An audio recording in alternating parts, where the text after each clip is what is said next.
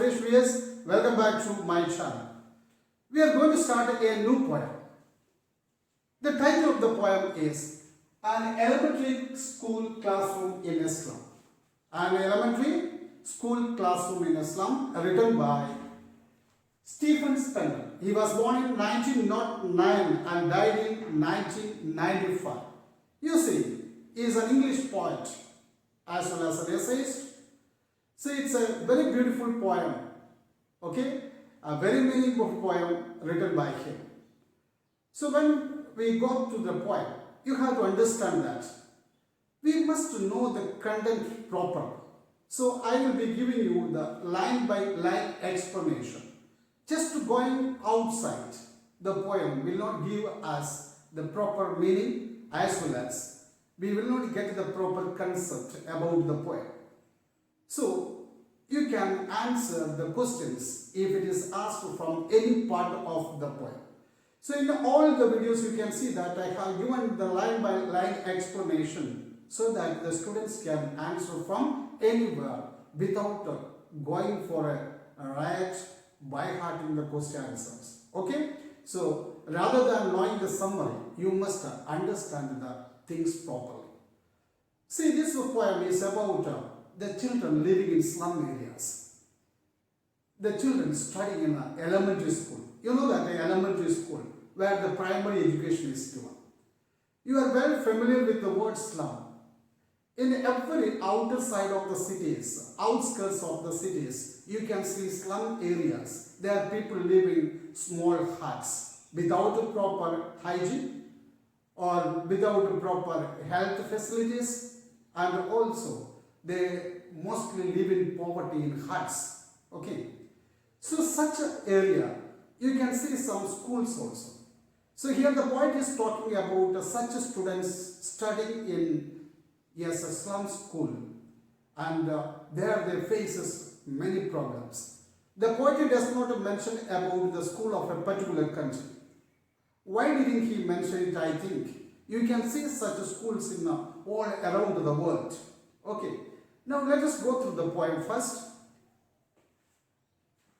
Far, far from gusty waves. Far, far from gusty waves.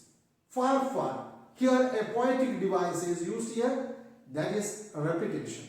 Okay? Because the word far, far, that is repeated.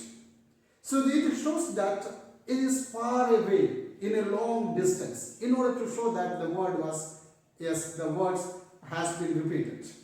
So here the slum children, they are living far away from where? The gusty waves. What is the meaning of a gusty? Gusty waves means strong wind. Gusty means a strong wind. So here it means that they are far away from the wind as well as the waves. They are far away from the sea. See here, the sea, that is a beautiful sight. Once you go and stand nearby the sea, you will forget everything. You may spend hours by in the coast looking to the sea, because it is such a beautiful experience to spend in the coast or nearby the sea. But their huts or their slum area, their slum school that is set up far away from such beautiful sights. Okay, so such a beautiful natural objects. So they are far away from or in a long distance from the beautiful sea as well as the wind. Gusty waves these children face. And here the poet is talking about the children, those who are sitting in the slums, how their faces are. You see that their faces are very sad. They look very sad, disappointed. They are really disappointed in life. They have sad faces. Okay. So these children, they could not enjoy their education there, like a rootless weeds. Here an important point device is used, like. By using like, you know very well what is the poetic device, that is simile. Because they have been compared to rootless weeds. You know very well what is the meaning of weeds. Weeds means unwanted plants. So usually we pluck unwanted plants from the field and throw away. So they are like unwanted plants. They are not cared by anyone. They are not looked after by anyone. They are insignificant. They have no importance in their life. That means others don't give any importance to them. And they are not cared by anyone. They grow by themselves. They grow by themselves in their own ground, not being looked after by anyone. So they are like a rootless, unwanted plants, plucked away from the field. Okay? So the hair torn around their panel. Torn round means scattered around. See their hair. You can see these children sitting in this slum school, how their hair that is scattered around, that is fallen onto their face. It's not combed well. That means they are not at all cared. They are unkept. Okay, nobody takes care of them. Even their physical appearance itself, it tells that they live in poverty, in unhygienic condition, in a very pathetic situation, miseries, sufferings, as well as poverty. Okay, so their hair rounds their pallor. What is the meaning of pallor? Pallor means, yes, dull face, pale face. See their faces. Their faces are dull. Why they are dull? Because they are not at all happy in their life. They are disappointed and sad. And they had a sickly, yes, they have a sickly face.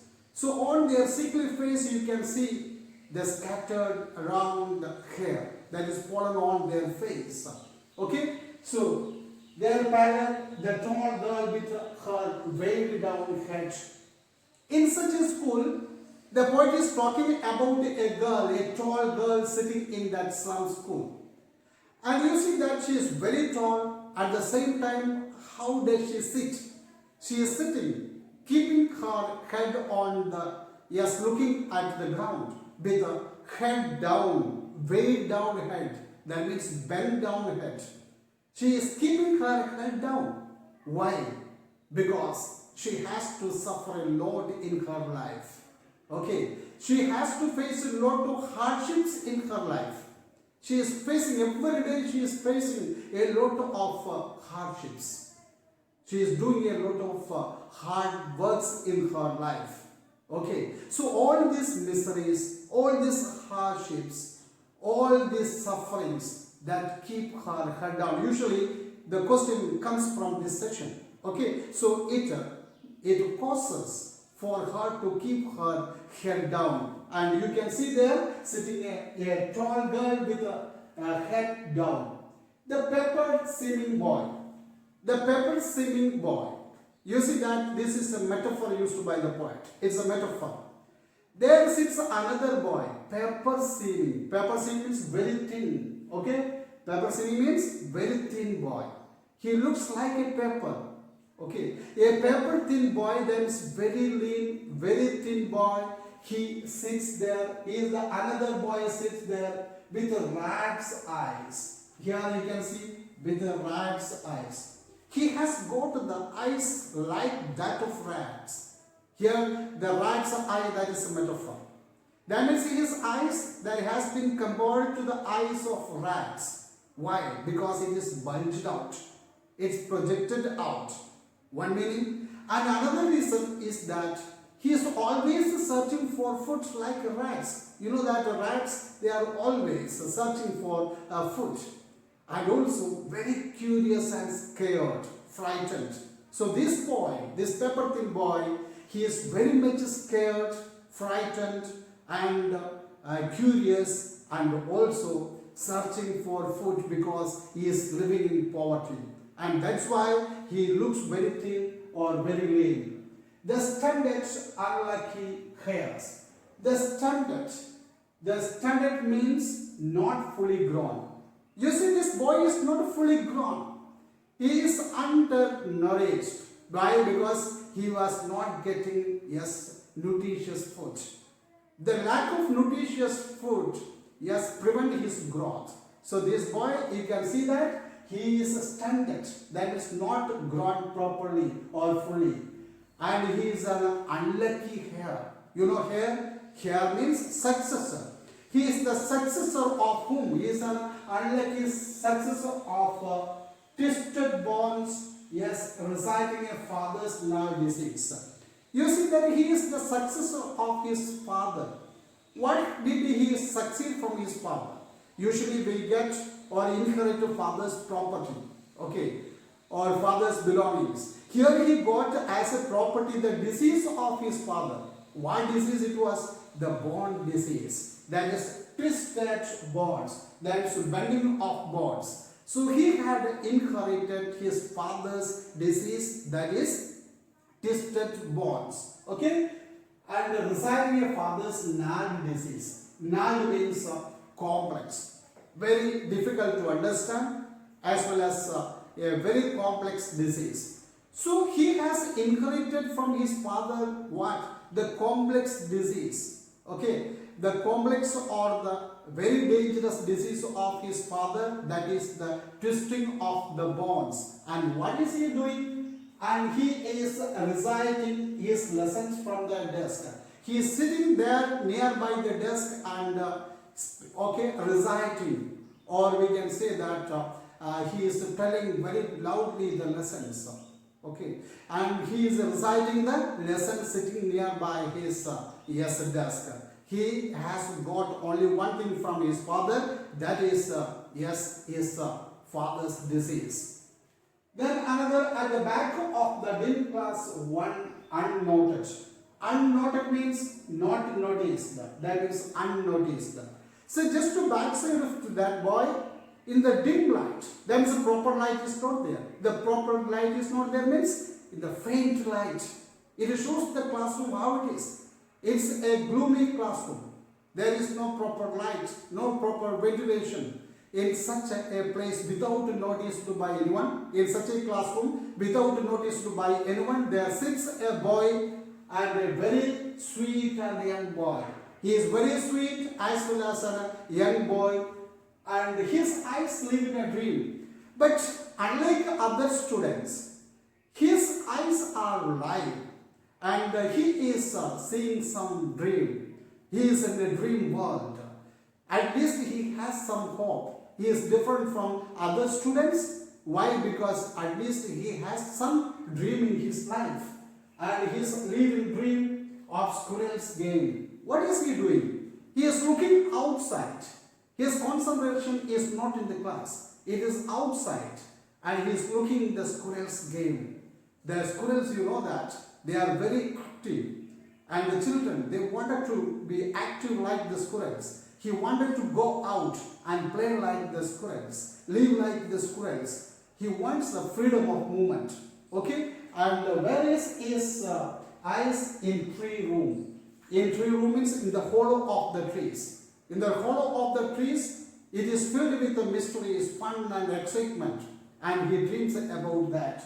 And other than this. That means other than this means other than this classroom, this gloomy and darkened classroom, he wants to go out and spend his time there playing in the nature. He wants to go out to the nature. You can see the boy there. And now let us, the first stanza. In the first verse, the poet talked about the physical appearance of the students. And now we are going to the second stanza on sore cream walls, how the classroom is sore. Sore here means unpleasant, dirty. Sore means dirty or unpleasant. And the color of the classroom, that is, you see that how it is? Yes, cream color, that is white off color. Why? Because it has painted long ago and it has been faded. It looks dirty. So the classroom itself shows the pathetic condition of that slum school. There are donations. Donations, that means gifted, donated by some people. Some gift has been given by some rich people. Which are these gifts? Let us see. Shakespeare's hat. There is a picture of a Shakespeare hat. So Shakespeare hat is there, and also the cloudless at dawn. So here the Shakespeare's hat, that is allusion. A poetic device used here, allusion. Shakespeare's hat, and another picture that is of a cloudless, yes, cloudless what? Cloudless dawn. Dawn means early morning. Okay. The cloudless dawn, that means without any clouds, a beautiful picture of the sky without the rising sun, without the clouds. Then civilized dawn bridling all cities. Civilized dawn, that means the civilized the institutions with the domes. Okay, so many buildings, many concrete buildings with a dome structure all around the cities. That means around their slums, what is there? The civilized institutions are there with the domes, or the civilized institutions that override the cities. That is another picture. Belled flowering, Tyrolese Valley. And another picture that is of Tyrolese Valley. The Tyrolese Valley, that is in Austria, you see that it's a beautiful valley with a lot of bells. The bells, the ringing sound of the bells, you can hear there, which are coming from the churches, and also the fragrance of the flowers, the valley that is fully filled with the flowers, such a beautiful valley, the valley, Tyrolese Valley. So that valley's picture or image that is hanging on the wall.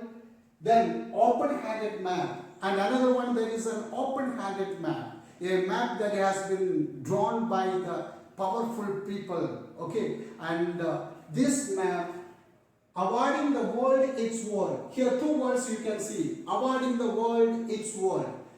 And this open map is awarding the world of these poor people, the poor children, the poor students of this slum area, the world of the rich. So these world maps are showing the richness of the world to this world of these poor children. Okay, and yet for these children, this windows not this map. But the poet says that this world is not the world of these children. The world of these children that is filled with the miseries, struggles, hardships and all, poverty and all. This is not the world. This is the world of the rich people. So the world that is shown there on the map, okay, that is not their world. Their world, that is the world of miseries. Their world where all their future painted with fog. Their world that is painted with fog, that is filled with the fog. That means they had a foggy world. Their world that is filled with the unfortune, unluck, or we can say that their world is filled with the uncertainty. They don't know what is going to happen. So the fog, you see that, the mist, you see that. We cannot see what is ahead of us. Such a way, so their future is filled with the uncertainty. That is their world. A narrow street sealed in with the lead sky. The lead sky is a metaphor used here. The lead sky here means a dull sky. You can see that the sky that is completely dark, polluted. Their world, that is the world that they are seeing through the window to the narrow, the street. In front of them, when they look outside through the window, they can see the narrow street, the dirty areas, okay, the foggy areas that is filled with what? The pollution.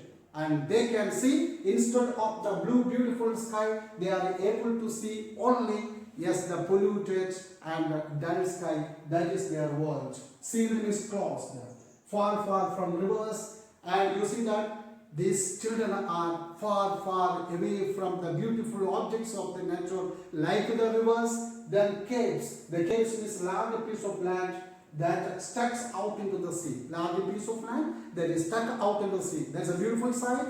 And also then the stars of world. Stars of world, this is a metaphor used here. That means the light of knowledge.